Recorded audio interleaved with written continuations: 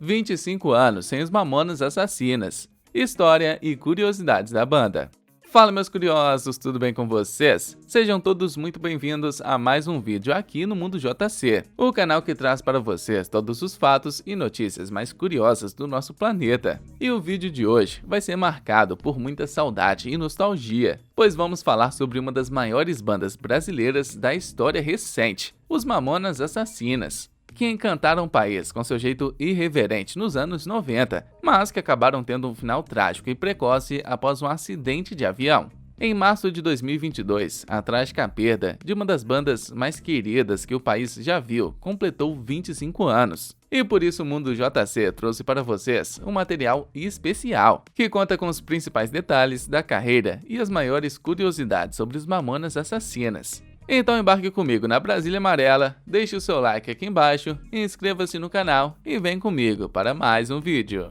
A história da banda começou em 1989, quando o grupo musical ainda se chamava Utopia e era formado por Bento Rinotto e os irmãos Samuel e Sérgio Reoli. Em 1990, o vocalista Dinho se juntaria à formação com Júlio Hassek, compondo assim o grupo que ficou nacionalmente conhecido como Mamonas Assassinas. Contudo, o sucesso da banda viria somente em 1994, após receberem muitos nãos e terem várias portas fechadas por aqueles que não acreditavam em seu trabalho. Apesar de todas as dificuldades, os Mamonas acreditaram em seu sonho e insistiram no objetivo de fazer sucesso através da música, estourando no final daquele ano, com o auge vindo em 1995. Foi nesse período que a banda gravou o seu primeiro e único CD de estúdio, misturando em suas músicas uma junção de punk rock com brega, forró, heavy metal e pagode, criando assim um som único e bem característico que chamaria a atenção do público rapidamente. Com isso, eles venderam mais de 3 milhões de discos na época, recebendo o selo de diamante da Associação Brasileira de Produtores de Discos, e se credenciando como uma das maiores bandas brasileiras naquela época. Apesar do enorme sucesso e da fama alcançada pela banda, existem até hoje algumas curiosidades sobre a história deles que nem todo mundo conhece.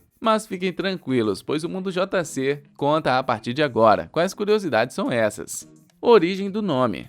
Inicialmente a banda tinha outras opções de nome e quase chegou a ser conhecida por Tangas Vermelhas, Os Cangaceiros do Teu Pai, Coraçãozinhos Apertados ou Um Rapa da Zé, nomes um tanto quanto peculiares. Apesar de todas essas ideias mirabolantes, eles iniciaram a carreira com o nome Utopia, como você já viu anteriormente. Mas nessa época, eles possuíam pouco conteúdo autoral, dedicando-se mais a covers e paródias de outras bandas. Com o desejo de conquistar o próprio espaço no cenário musical, eles tiveram uma revolução interna onde mudaram muita coisa. Desde a caracterização de seus integrantes, que passaram a usar fantasias de personagens famosos em suas apresentações, o que acabou se tornando uma marca do grupo, até a composição de letras próprias e a adoção de um novo nome. Desta maneira, sob sugestão do vocalista Dinho, eles adotaram a alcunha de Mamonas Assassinas no Espaço, mas com o início do sucesso diminuíram parte do nome para aquele que é conhecido até hoje.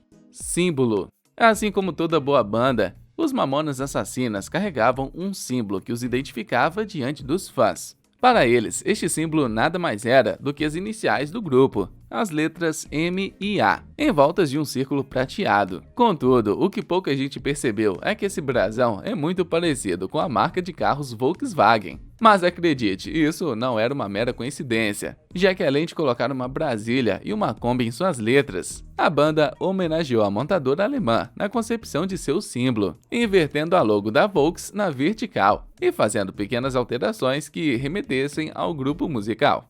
Agenda apertada. Apesar de terem vivido um ápice de apenas 8 meses, os Mamonas Assassinas percorreram o Brasil todo com seus shows. As únicas exceções são o Acre e o Tocantins, que nunca receberam uma apresentação dos donos da Brasília Amarela. Ainda assim, eles possuíam uma rotina apertada de trabalhos, já que chegavam a fazer 3 shows por dia. Especula-se que para cada apresentação, eles recebiam cerca de R$70 mil na época, o que era uma boa grana, e acabou sendo multiplicada pelos vários shows ao longo do mês. Kreuzebeck.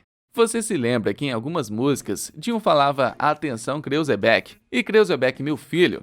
Acontece que certo dia, um músico de forró foi gravar com o Rick Bonadio, o produtor dos Mamonas, e os meninos não conseguiam pronunciar o nome do artista corretamente, adaptando para Kreuzebeck. Assim, em dias de gravações, o vocalista brincava com o nome, que com o tempo virou o apelido de Bonadio, e sempre utilizado em apresentações e nas gravações das músicas. Relação com aviões. Estranhamente, os Mamonas Assassinas sempre tiveram uma certa relação com aviões. Quando era adolescente, o baixista Samuel costumava desenhar muitas aeronaves nas folhas de seu caderno. Já no final dos anos 80, Sérgio, Bento e Samuel formaram a banda Ponte Aérea, que seria o embrião do grupo Utopia, que mais tarde se tornaria os Mamonas Assassinas. Além disso, todos os integrantes do grupo moravam perto do Aeroporto Internacional de Guarulhos. E no disco, há um agradecimento a Santos Dumont, numa brincadeira onde eles agradeciam pela invenção do avião. Caso contrário, eles teriam de mixar o disco a pé, já que o estúdio onde eles gravaram a obra ficava nos Estados Unidos. Também existem registros em que Dinho cita o cantor norte-americano Ritchie Valens, conhecido pela música La Bamba, morto em um acidente aéreo. Durante uma entrevista ao Top 20 MTV, o cantor previu que os Mamonas Assassinas não lançaria um segundo disco. Por fim, no dia do acidente que vitimou a banda, o tecladista Júlio disse a um amigo cabeleireiro que havia sonhado com um acidente de avião e que estava com medo. Essa noite eu sonhei com um negócio assim, parecia que o avião caía, não sei. Com a gravação deste depoimento tendo repercutido muito na época, pois foi apontada como uma previsão da tragédia. Enterro e comoção.